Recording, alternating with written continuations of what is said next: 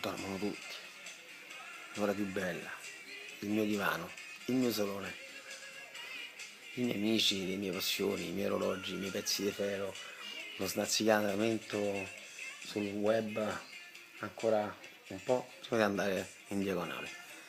Una Coca Zero. Di sottofondo le comiche, le barzellette e i pagliacci, tanto per non perdere l'abitudine e dimenticarsi.